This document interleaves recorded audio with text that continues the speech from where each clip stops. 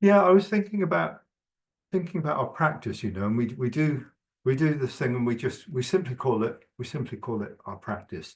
Um, but there are different things we do within our practice, and just like you know, a, there are loosening, there are exercises that loosen up the joints and open up our body, and there are exercises that we do that specifically work physically to do that. I know many tens of exercises to do that. Some are from yoga, some are from other body. Toby's there doing one now. In a way, it doesn't matter what they are, as long as it's kind of getting our body into a new place, getting our body stretched and open until we feel it. And that's part of our exercise. And then we have the principles of Tai Chi and how we focus and ask questions of what we're doing, how we refine what we're doing, which exercises we use to hone in on those principles and refine them.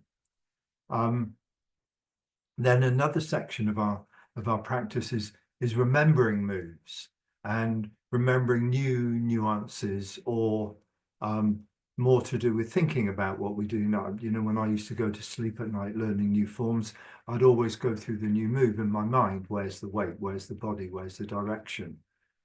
What are the inches of the move? What's the posture? So it's more of a mental process, if you like, of thinking of the posture.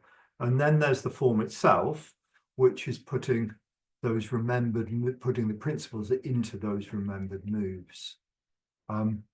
Then on top of all that is which principles are the main principles that I'm working with for myself at the moment. So for each one of us. And that creates a different kind of flavor. So if I'm doing half an hour practice, I might do 5 minutes of one aspect of that and 5 minutes or 10 minutes of another aspect, rather than it all just getting jumbled up into practice. So I thought tonight I'd do 5 minutes of loosening and then go into principles, then go into the form and look at it in that way. So let's get going. And butt in at any time you want and ask me or reflect or say what's going on in your practice anytime you want. Fall over the door, it doesn't help. So few exercises I really like for opening up the body are standing with the feet parallel, lifting the arm right above the head. I'm going to move the screen a little bit. So I've got a very clear stretch upwards between my fingers and my feet.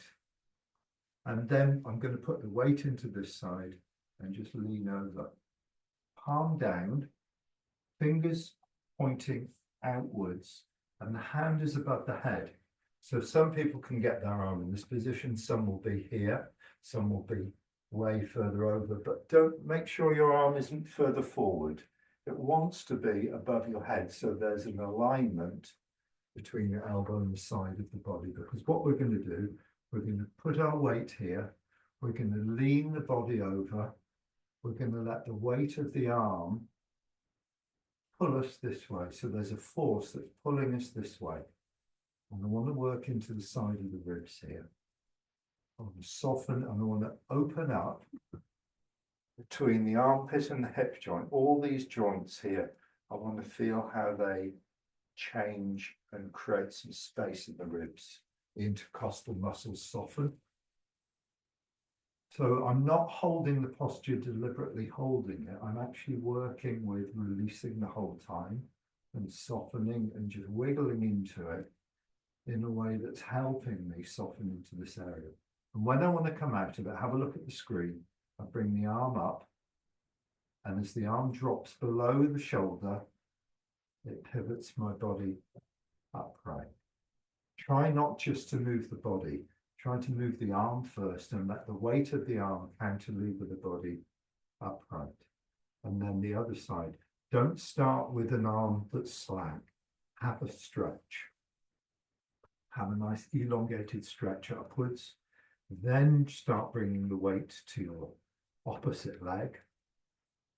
Lean the body and let the arm follow. Remember, I'm palm down here with the fingers going out, and I'm focusing mainly between the hip, all the way from the hip. So I want all these muscles here to open up. The hands way above the head. And I've got that little lean with the weight on this side. And how long you hold it for is completely up to you. I do it until I feel a change in here. And then remember, you bring the arm first. And when the arm drops below the shoulder, it cantilevers the body up with a really nice feeling in the body. Really nice feeling. Another one I like to do for this is the spine stretch. And it is closing here.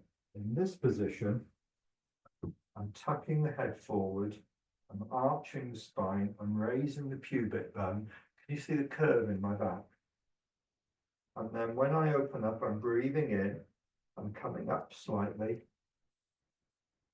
letting the fists roll open as I open up and come up. And in this position, the back is slightly up. I drop the head ever so slightly behind.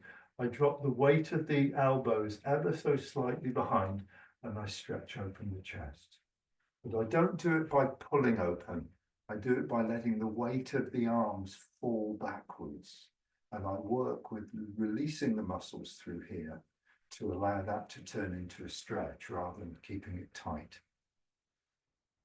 And then breathing out, I lower the knees and sink down through the body, rolling the hands in, following the breath. Very few exercises in Tai Chi follow the breathing. This one does. You wait for the in-breath, feel the chest changing and abdomen changing shape, and follow that expansion with the movement right through into the arms. So your body opens up and finishes at the top of the in-breath. You wait for the out-breath. You feel the chest and abdomen softening. And you follow that with the movement. So your movement finishes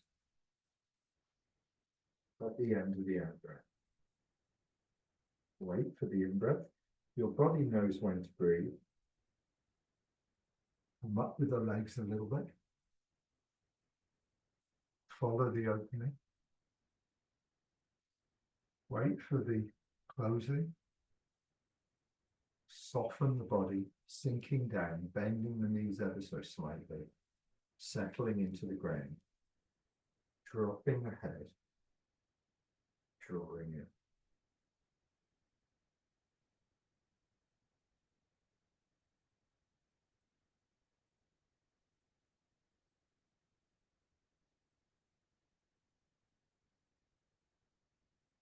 This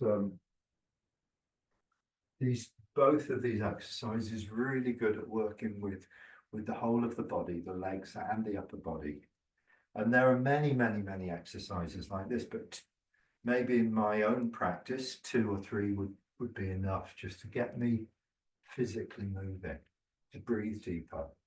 And we often negate these kind of in my sharing of Tai Chi, I often don't put much focus on these type of exercises, but they're an important part of the practice. And you can borrow any exercises you know from different modalities that just get the body warmed up. You know, I really like the exercises that stretch the backs of the legs. I really like the exercises that stretch the thighs. This one, dropping the thigh, holding the toes and dropping the thigh vertically down. You get a really strong pull on the thigh. I really like this exercise.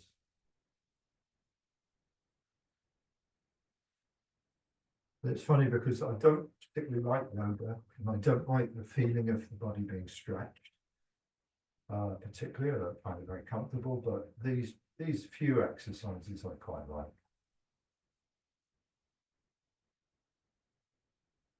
If you need stability, you can just touch the wall.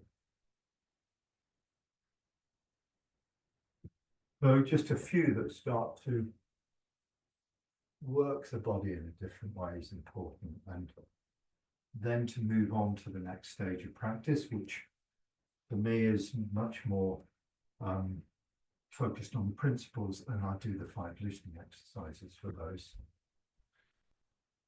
So we'll go through the 5 loosening exercises.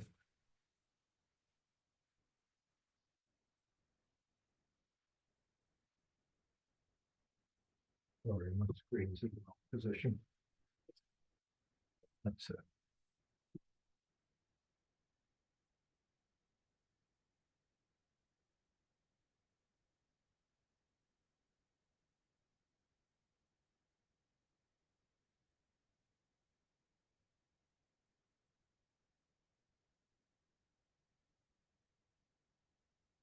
How you enter the practice is important. How you enter the practice. Let me explain that a little bit more.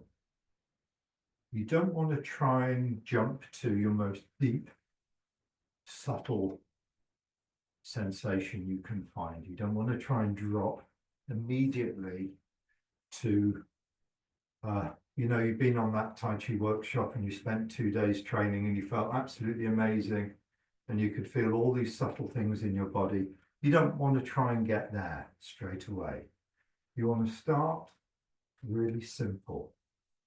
Really simple means whatever principle, just check in. Just check in. Am I upright?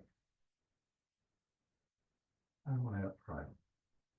Something you can quite easily focus on and get correct, feel good about, know you're on track, and start listening to your body in a simple way. It could be, is my weight in the same part of the foot throughout the movement?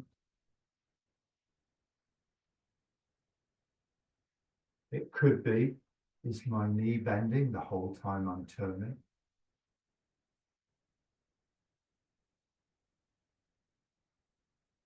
It could be, is my knee in alignment? It's not coming in when I turn. It's not, am I falling onto the inside edge of the foot? These simpler things that we work with as basic building blocks, just to check in with yourself how your movement is. Am I? And then slowly invite your questioning to go deeper, invite your questioning into being more subtle things. Am I sinking the whole time I'm turning? It means I have to listen more deeply. Am I sinking the whole time? Am I changing the time I'm turning? Another way of putting that is, when I turn, does my turning finish as I arrive on the foot in the right position? Another way of asking a similar question is, my turning continuous and finishing as I arrive? It drives my mind to a deeper place to listen more closely what I'm doing. So I'm inviting myself, you can see, to a deeper level of subtlety.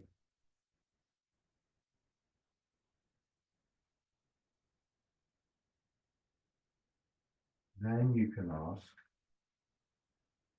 as my weight shifts, can I feel my lower back compensate? Is it releasing? And my hips tucking under slightly as my weight comes over this leg more and more and more? And is my lower back tucking under the whole time I'm turning?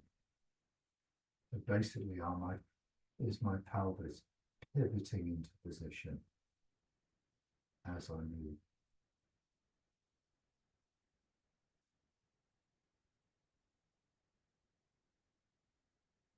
Am I feeling my shoulders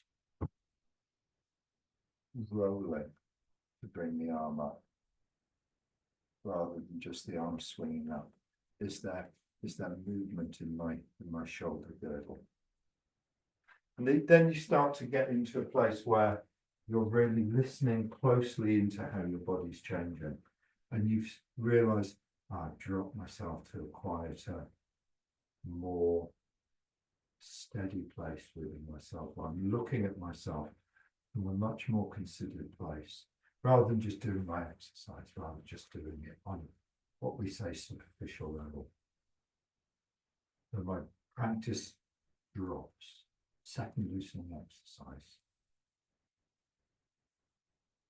Start off ensuring that my low position and my high position are where I want them to be. I don't want to go down too low. I don't want too much dropping. I don't want my ankles to become tight at the lowest position. So the first thing I'll look for, how far down, although I'm sinking the whole time, my knees are bending the whole time, I'm not sinking to a really low position where I've compacted my ankles.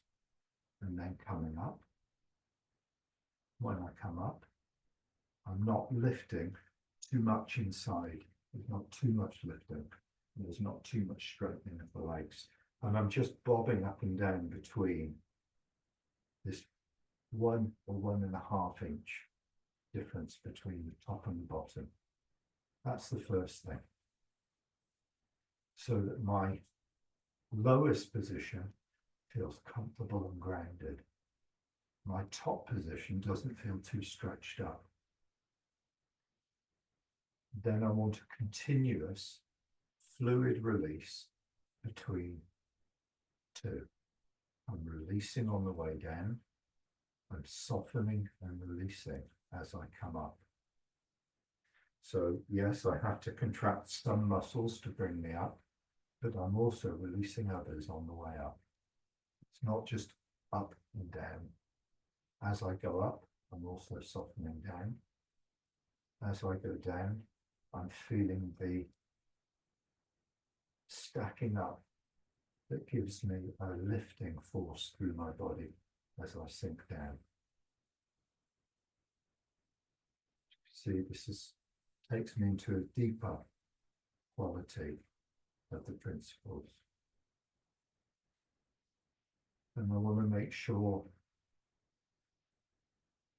I don't jump too fast into the more subtle things, because I'll feel overwhelmed, or I'll notice myself disconnecting from my practice if it goes too deep too quickly, and I can't really feel the subtlety of it, or I'll notice my judgmental mind coming in. Oh, I'm not getting this today. And then I start to get into a knot with what I'm doing rather than releasing and enjoying it. So I have to be careful how I invite myself to practice. And over time, you'll know the speed at which you can drop.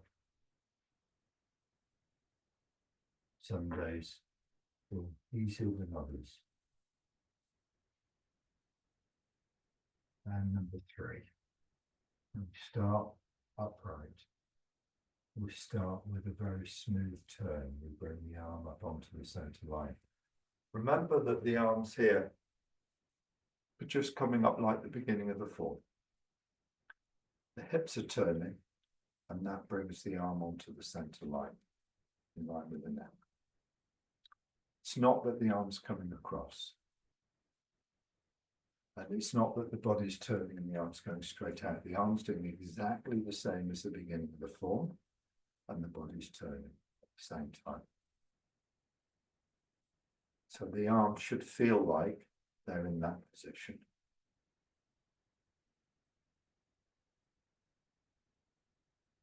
The arm's just coming straight up.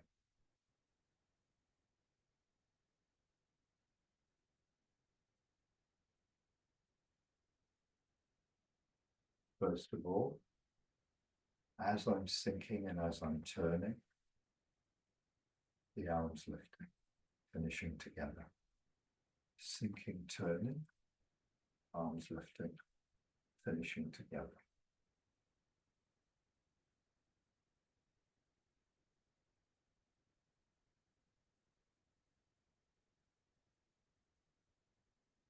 the arm up, back of the wrist in the center line, and the hand down together.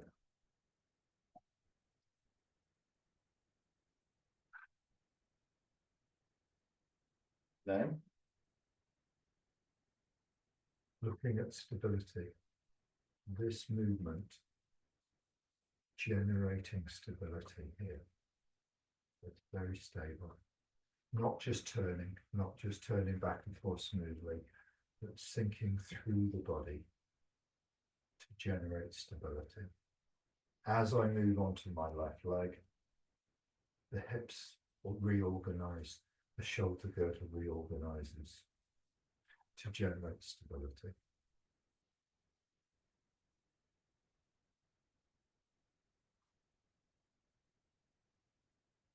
Something I want to talk about tonight.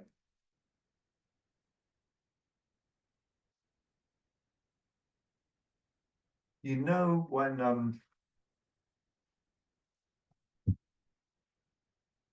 when you pour liquid using a funnel, when you pour liquid into a jar or some oil or something, you decant it from one to another, and you use a funnel.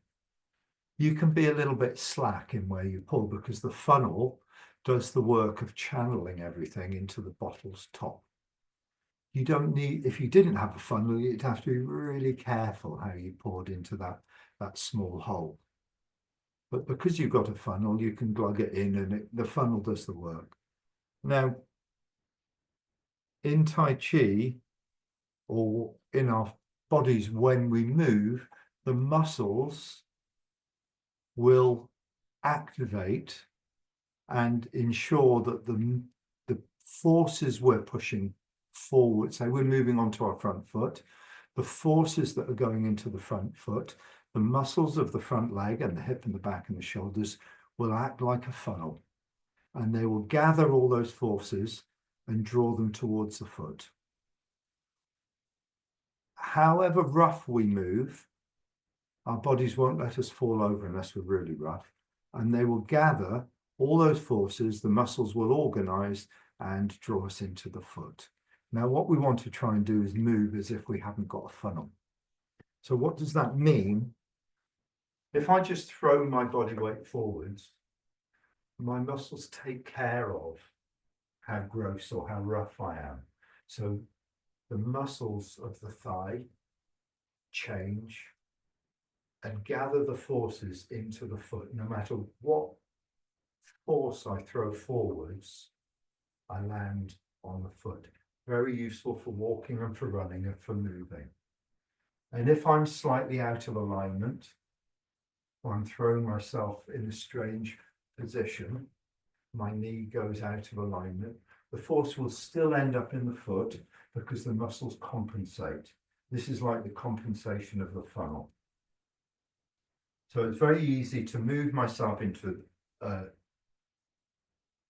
rough position, but still have connection to the ground. What I want to try and do is pour my weight in, drop by drop by drop, so that my thighs and my muscles don't have to stabilize me. They don't have to tighten and throw me back into alignment. They can simply soften and release. So as I pour my weight forwards, everything adjusts.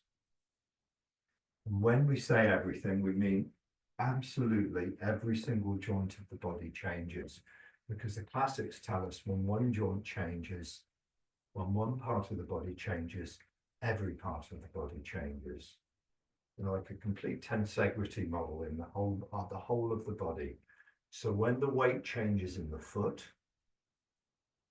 that's the signal for other parts of the body to loosen and change. And that's the signal for other parts of the body to follow and change. So everything is pouring into the foot, not moving into the big funnel that then is pushed into the foot. So it's only a model, only an analogy, but that analogy of a funnel is, I think, is quite useful, because what we want to do is quietly adjust as we're going in, so that we're creeping in. We're creeping in.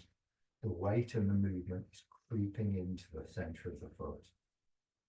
Every single change of movement, we make adjustments so we can creep into the center of the foot.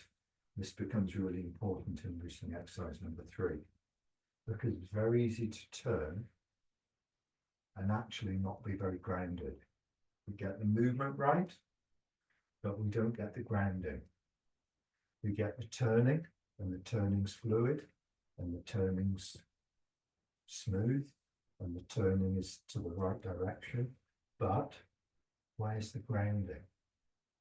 What hasn't changed to create the grounding? So then my practice becomes, oh, there's something missing here.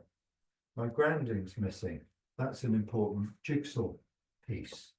I must be doing the movement partially right, but there must be an element of the movement that isn't enabling me to ground.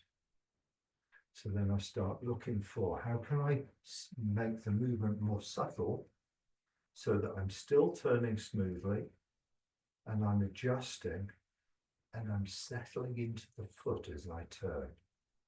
So something is sinking and going down as I turn. Now I'm stable and plugged in.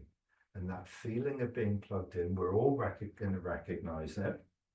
We all know it from our practice after this many years of doing Tai Chi. But what we want to say is, how often do we find it in each move?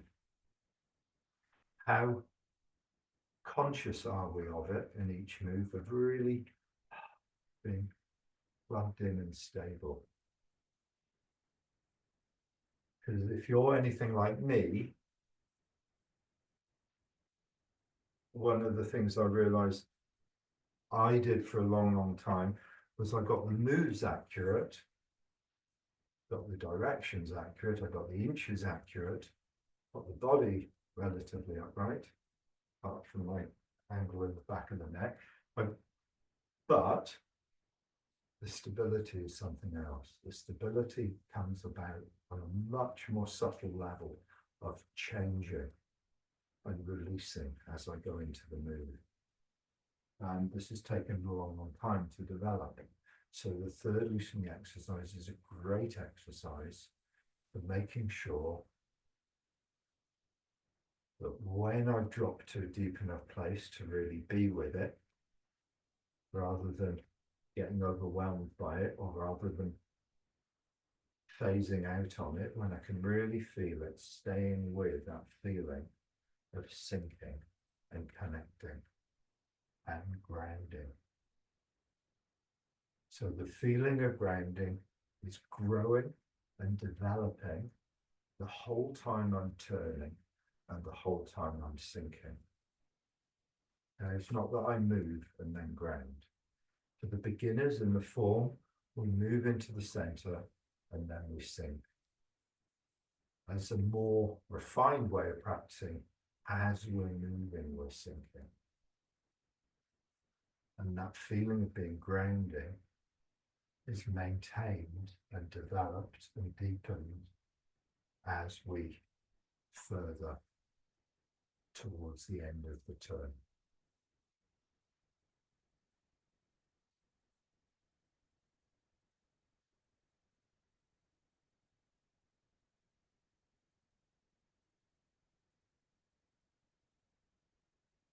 Should give you something constructive to work with in the third loosening exercise. Are you recognizing what I'm talking about in your practice? Hi, Kath.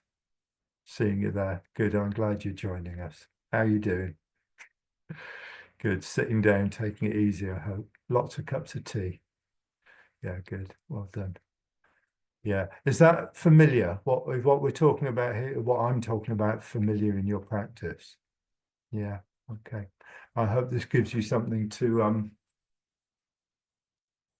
just focus in on really in your own practice, because the understanding will come from what you do, not from what I say. It will come from what you do. All about practice. It's not about learning more. not about, you probably know enough of Tai Chi. You probably heard it hundreds of times. It's actually putting it into your own understanding in your own body and practicing in a way that makes that happen is the key to it. So the fourth loosening exercise.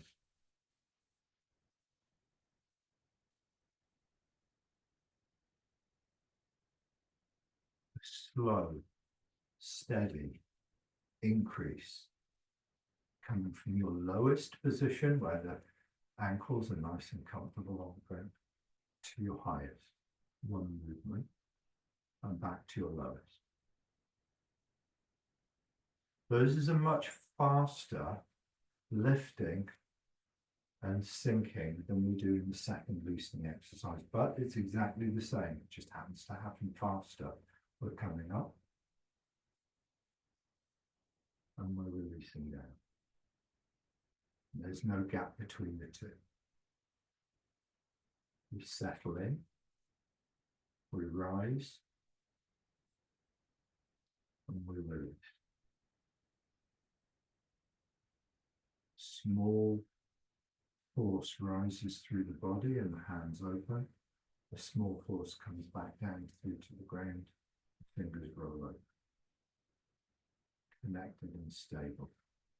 Make sure that this posture isn't too low and this posture feels connected head to feet. Down and lean forwards. And let the body hang. And roll the shoulders. And it's like some of the first section of just warming up the body or loosening up the muscles. Turning the hips from side to side. And then uncurling the back. And when we uncurl the back, remember that there is also at the same time a releasing and sinking into the legs. Steadily sinking into the legs the whole time. We're uncurling the back, we're releasing the thighs, readjusting the hips, and the rest of the body following until I'm upright. Just go through one of those. Fifth loosening exercise. We draw back. We sink down. Again, am I stable? Because you don't really want to do the issuing or the back unless you're fully stable. Fully stable means all the muscles of the body have changed and released, and you've adjusted. Then you feel comfortably stable. Then it's a small expansion of the back knee. And that expansion lifts you up. It doesn't push you forwards. So that expansion of the knee isn't to push your center forwards. It's not to ballistically push you forwards. It's to raise your center of gravity slightly up. And at the same time, your adjustment to that will be to sink into the front leg. And then you draw back. And then you sink down into both. And then you come up from the back leg, sinking into the front. Then you draw back. And then you sink into the center. And you draw up. Put back. Drawing the ball of the foot. Push out the heel. Keep the right foot in contact with the ground the whole time.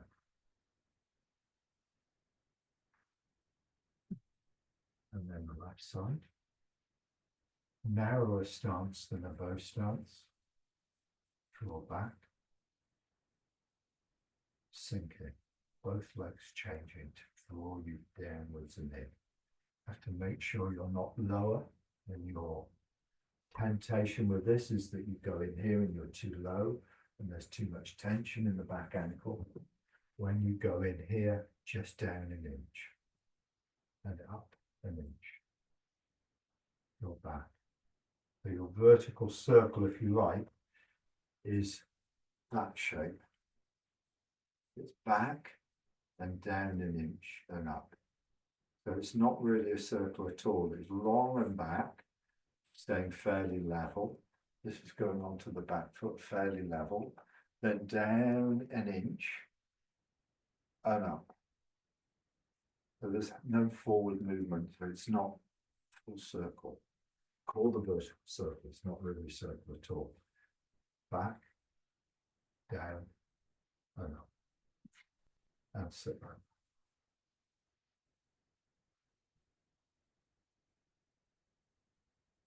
For beginners, we say glide into the center, find the center, and then sink, and then expand the back leg. So for beginners, we do this, hold the ball, turn to the corner, step, glide in, staying level. When you get into 50-50, turn the hips, bring the back foot in, you're still at your highest point, then sink down and load, and then expand. For more intermediate, we say here, sink straight into the center. So as you arrive in the center, you're loaded up, ready to expand. I'm just going to get rid of the dog that's making a noise. Oh, I'm not going to get rid of him, I'm just going to put him outside.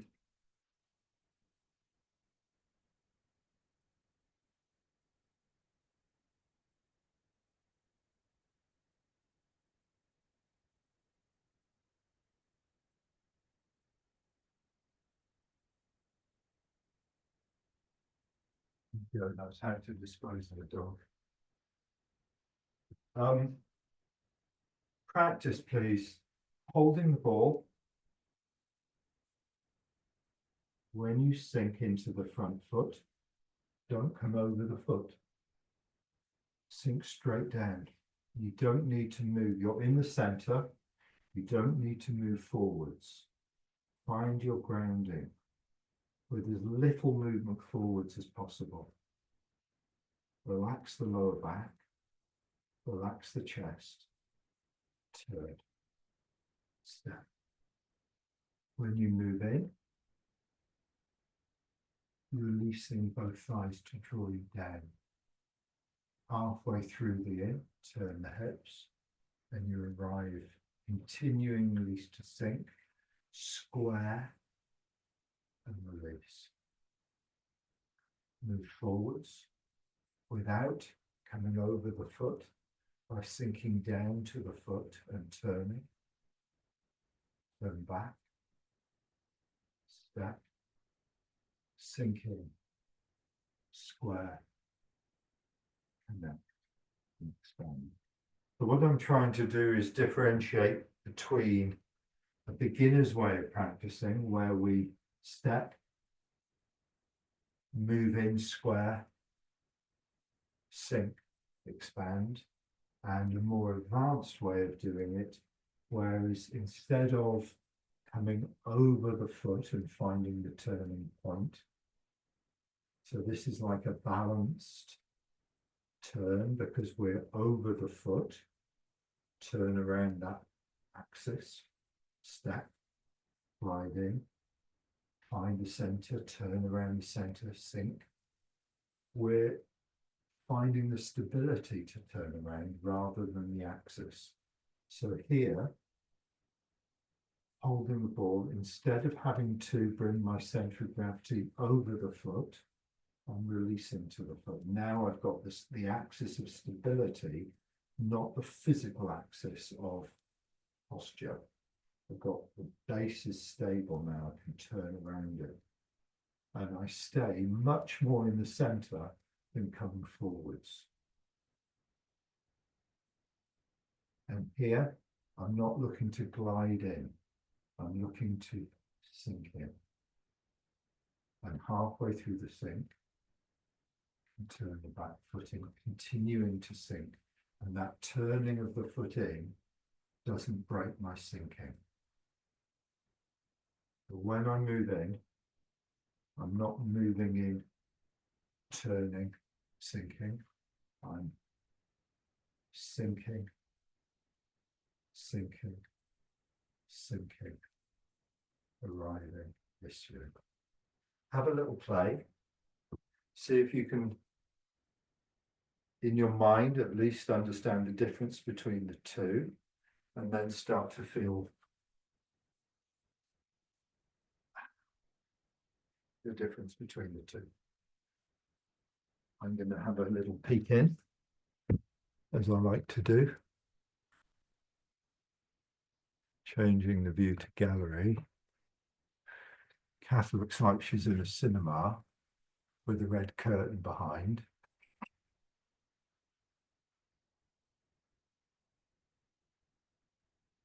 I think we have the same taste in curtains. Yeah, definitely. Definitely. Yeah, mine are very old. These are a bit faded as well. Right. That's not where you normally practice, though, is it? No, no, I'm sat on the sofa. I'm in comfort. Yeah, well, good. I'm glad you're joining us. That's great. Thank you. I'm just putting my attention on everybody else now, Kath. So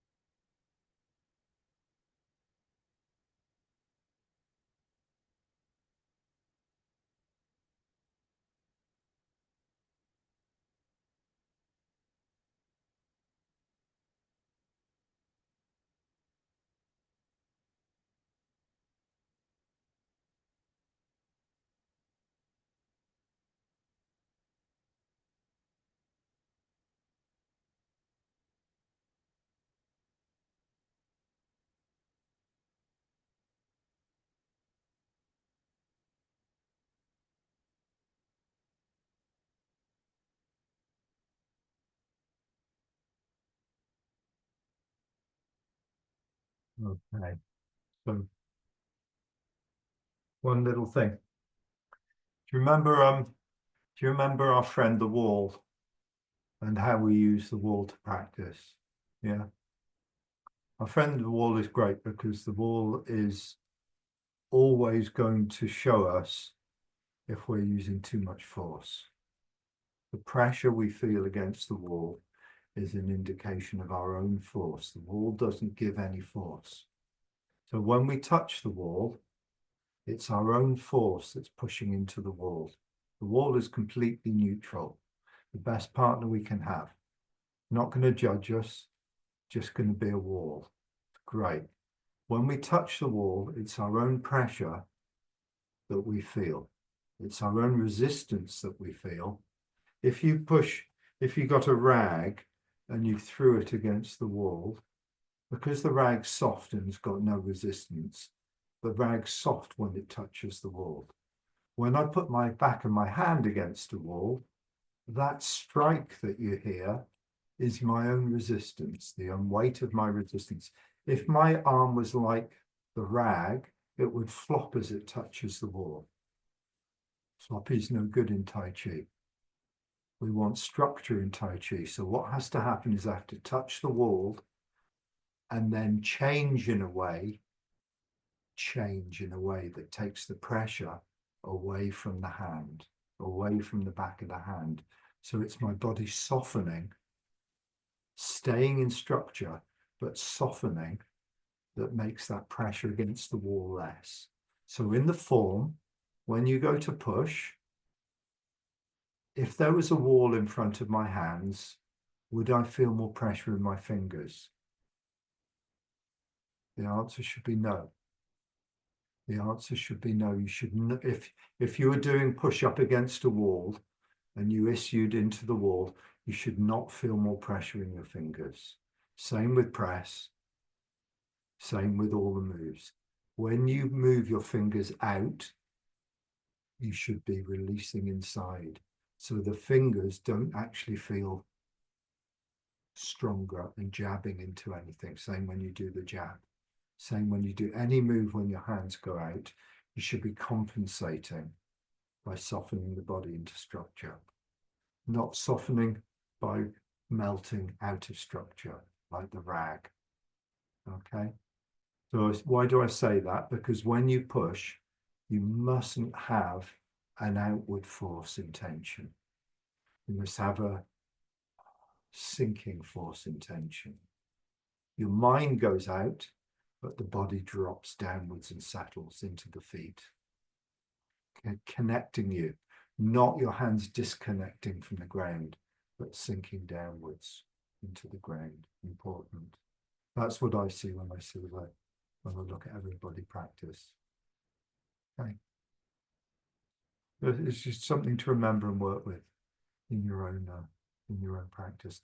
Let's go through the next move of the form, which is waving hands like clouds. I, about 3 or 4 years ago, learned a new way of doing it from Jin. That's the way I do it these days. And when you do diagonal flying, if I'm in the form, I do diagonal flying towards 1:30. So this is 12 o'clock, I turn here 1:30. My front foot is towards 1:30. But here, if I face the camera, I'm doing it towards, I'm going to put it on a different view.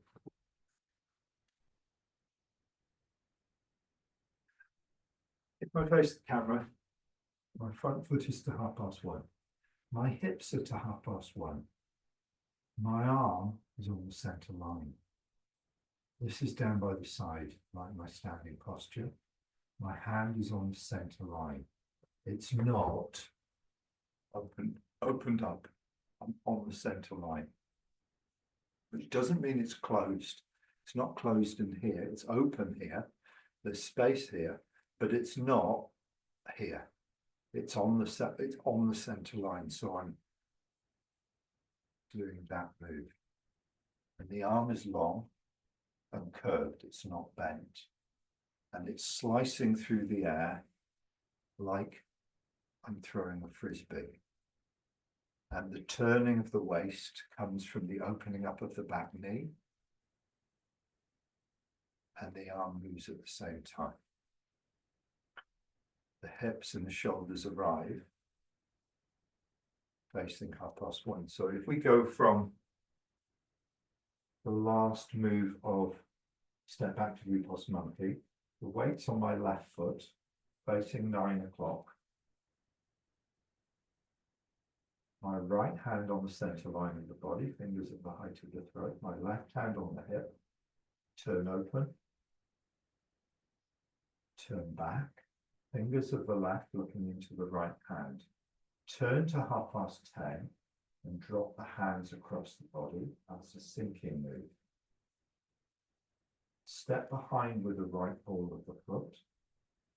Put some body weight onto the right ball of the foot, and at the same time, turn the left toes in, pivoting on the left heel. The left foot now faces 12 o'clock. Put the weight back onto the left foot, pivoting on the ball of the right. Step to 1:30. Your waist now should be about 12:30. Sink into the center, turning. And as you expand, the arm goes out. Try that move a few times. Facing 9 o'clock, all your weight on the left. Turn open. Turn back. Drop the hands across the body as you turn. Step behind. Step out to 1:30 into the center and expand the back knee as you open up. Finishing facing 1:30. Everybody good with that move? First question. Are there any thoughts or questions with that move? From there, have a look. from diagonal flying. The next thing that's going to happen, if I'm going to do just my arm movement, the arms do this. My top arm stays on the center line and turns over. Stays on the center line and turns over. It's now one span from the sternum to the knuckle of the thumb. And the bottom hand underneath. It's the same posture as the form at the beginning of the form. So from here, the hands do this. That happens at the same time as I move forwards onto my front foot and turn. I'm 100% weight on my front leg. So if you look at the legs, I'm doing diagonal flying. I move forwards and turn. And my back heel comes off the ground, just the ball of the foot on the ground, and I'm holding the ball. As I arrive on the front foot, I'm holding the ball. And it comes from sinking here and turning. Sinking here, turning. This turning draws this hand in to here, holding the ball. The hands stay on the center line, they don't come off the center line. Here. Have a go with that move from open up.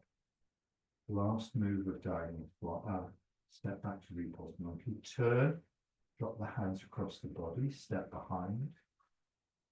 Diagonal flying. Expand the back knee to turn, open up. Move forwards, trickle the weight in, turning the whole time, holding the ball, no weight in the ball of the lap.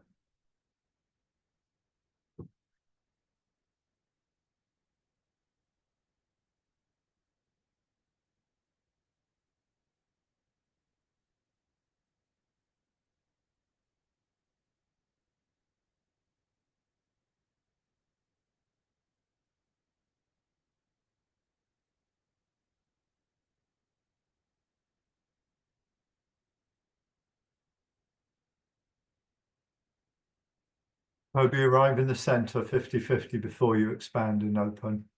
Because you want to arrive in the center, then it's the back knee expanding that gives you the turning of the waist and the power that comes from there, yeah.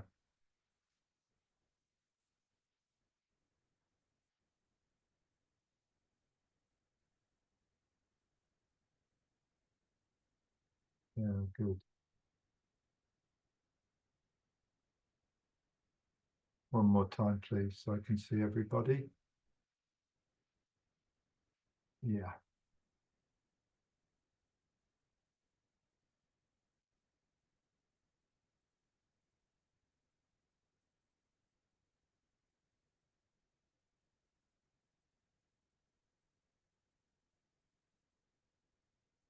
So Christine, that your left hand drops at the same time as your right hand goes out. So your left hand, which is across the center here, is going to drop straight down. This hand's going to drop straight down. This hand's going to rise up. That, as you turn, this hand that drops straight down, because you're turning, it arrives on your hip. It was on the center line, but because you're turning in, it arrives on your hip. It just goes straight down in the air, but your hip turns forward and your hand arrives in the seated position, like the beginning of the form. Yeah, that's it. Okay, so next little bit. Can you do a time check? Good, we're on time. Next little bit, we're holding the ball. We've moved from 1:30. Now we're probably facing somewhere between 2 and 2:30. So in the form, I've gone 1:30 is diagonal flying. I've moved forward onto the front foot, a turn drawn in the ball. All my weight is 100% on the front foot, and I'm probably facing somewhere around about 2 o'clock, 2:30, somewhere there. The accuracy of it doesn't matter. It's more to do with being grounded and being stable. It depends how soft you can turn here and stay structured. Okay, next movement. Change hands and step out. One movement. Change hands and step out. No turning of the waist. Step. Then move. Bring this toes in now. So now my feet are parallel. They're going to stay parallel throughout. Turn as I move onto this foot, sinking. Hands turn over. The hands and waving hands in clouds are always moving. When you're turned to the side, one hand's palm down, one's palm up. When you turn to the middle, they turn this way. And then when you turn to the side, they turn over again. So here at the side, hand on top, change hands. Hands face the body, hands turn over. Hands turn over, face the body and turn over. So they're turning the whole time, like the clouds. For the beginners, 1, 2, 3. 1, 2, 3. More advanced, that is turning over the whole time. Spiraling up and turning over the whole time.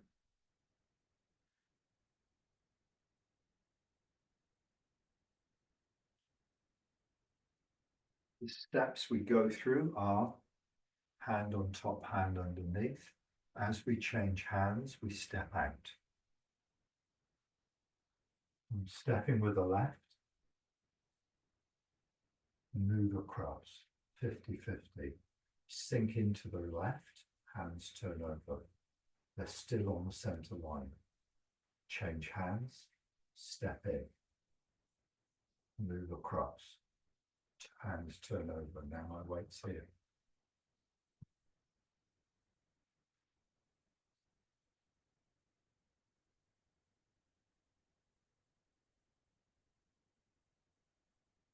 This is how we move. So it's a step and a half with the left foot, shoulder width and a half with the left.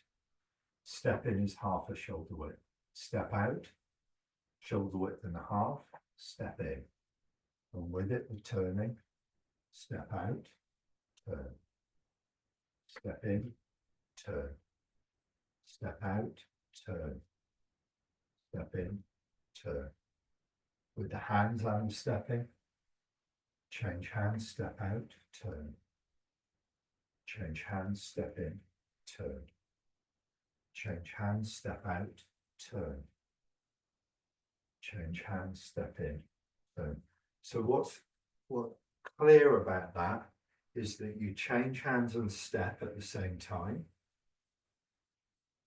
Only once you've stepped and changed hands, you turn. You change hands and step together. And only once you've stepped in and changed hands, then you turn. Why do we do it this way rather than the other way? The other way to do it, of course, is to turn back. Change hands as you turn back. Change hands as you turn back. This way feels more easier, but what this way of doing it makes us do is really ground here. Use this sinking hand to help you ground. Use the sinking hand to help you ground. Turn the hand over, use the sinking hand to help you ground. Use the sinking hand, the top hand down, to help you ground. And as you sink and become stable here, you'll have to make adjustments in the lower back, adjustments in the upper body to reorganize your stability. So that because you're stepping, it's throwing a lot of force through your body in a different direction, and you have to make adjustments. to remain stable over the foot. If you don't make the adjustments, your funnel of muscles will do something to stabilize you, which you don't want them to do. So you won't be allowed to fall over. Your muscles will tighten and they will lock to enable you to move. It's the opposite of doing it in a refined way. So take it slowly. Make sure your hips are adjusting. Make sure your shoulders are adjusting.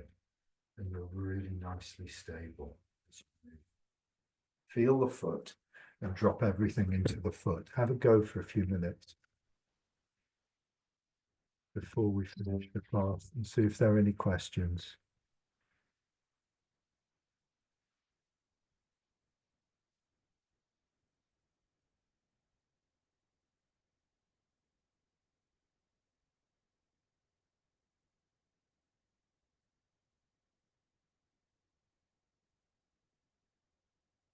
So Fred, in the middle, when you're facing square, your hands are caged around you, your palms are facing you. When you go to the corner, they turn over.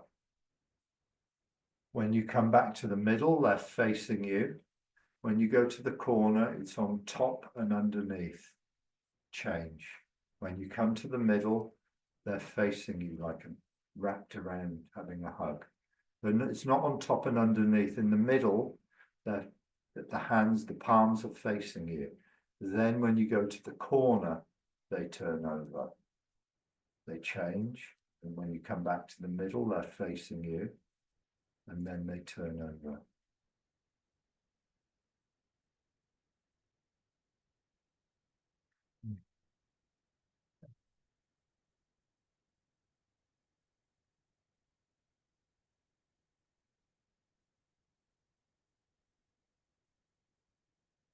Olivia, don't turn back before you step.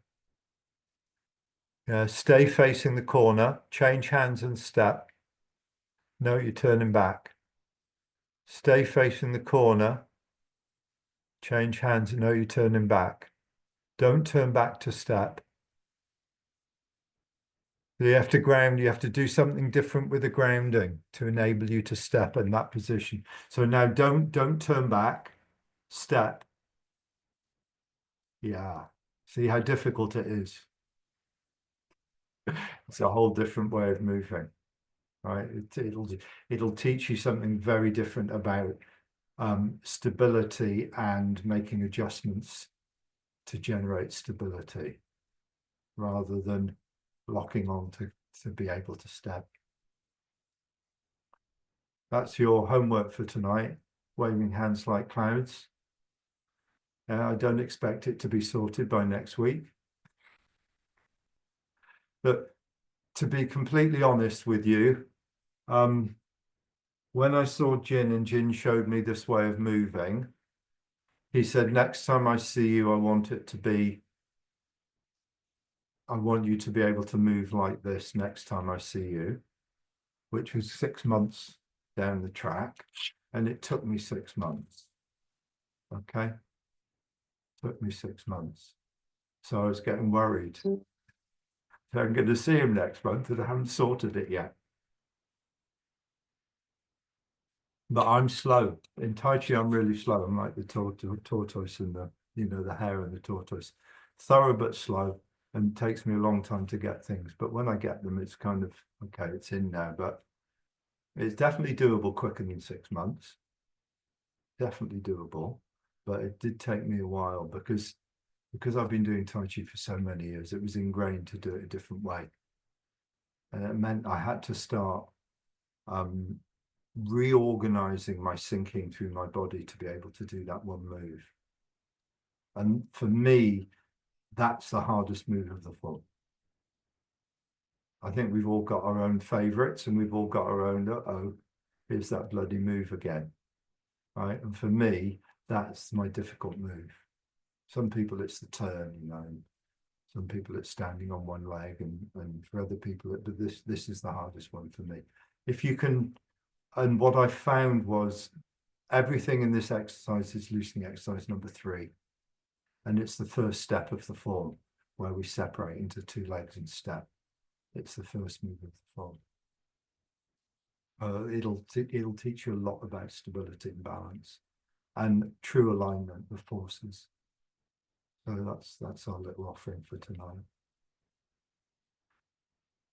Any takeaways from tonight's class, please, before we finish? Yeah, that is definitely harder to do cloud hands that way. Just the trying to get the body to sink in that position and not turn, because it just wants to turn so badly when you're there. So clue would be don't turn so far into the corner.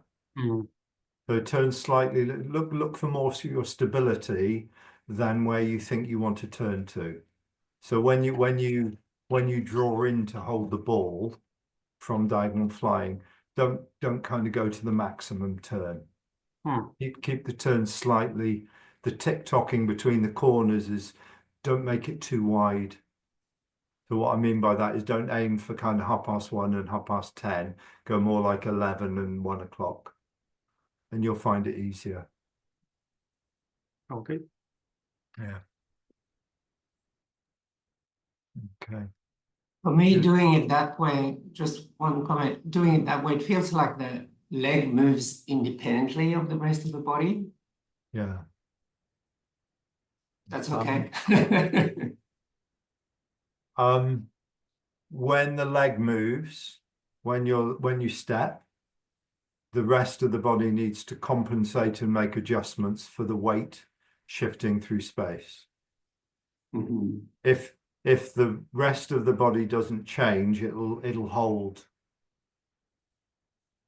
So that's what we want to try and learn about, is that what normally happens when we move part of the body, the rest of the body holds still, so that this has got a it's like a door frame, you know, when the frame is stable, the door can move easily. What we don't want is we don't want the rest of the body to stay still and holding on. We want the rest of the body to stay fluid and adjusting, because as that leg moves further away from us, as the foot moves further away from us, the forces in the body are changing the whole time. When the foot moves an inch away, the body's moving, has to stabilize in a certain way. When it moves 2, 3, 4, 5, 6 inches away, it's putting a whole load of different balancing forces on the body, and the body has to readjust to those balancing forces. That's what it's showing us. And it's showing us our habit of locking the body to enable the weight of the leg to move rather than adjusting the body. Fun one to learn. Good. I'm going to leave you there then for the week. That's your homework. Thank you, Luke. We'll continue further with waving hands like clouds next week. That's just the beginning of it. Okay. Have a good week. I'll send you the recording. Thanks, Luke. Good. Thank you. Thanks a lot. Thanks, Kath. Take it easy. You're on mute. Can't hear you. I just said thanks for inviting me to drop in. Oh, yeah, While you're I'm out of welcome. action and unable to actually do it. Yeah, no, you're part of the class. You're part of the class, and Yeah. you're welcome. And even Thank if you you. can't drop in, if you've got any thoughts or questions or observations as we go, please be part of the class. Yeah, I'll Yeah. And if it, you know, if it's useful for you sitting in rather than doing it, then join us by all means. It will be, because then when I rejoin the class, I'll not be left behind. Yeah, that's what I was thinking when I You as got the class will be moving forward if I don't drop in. You know, Yeah. I don't know how long it'll take, but No, it'll take as long as it takes, and yeah. you know, we don't heal as quick as we used to, do we? No, I know. No. You never know. No, you never know. You never know. Fingers crossed. Well, It might be doing better than you know. It's Yeah. doing all right. It's gradually getting better week by week. So yeah, you just want to be careful you don't overdo it. That's all. yeah, that's it. Trying to get back Yeah. to normal. Okay, thank you. Right. Have a good week. You too. Bye. Bye.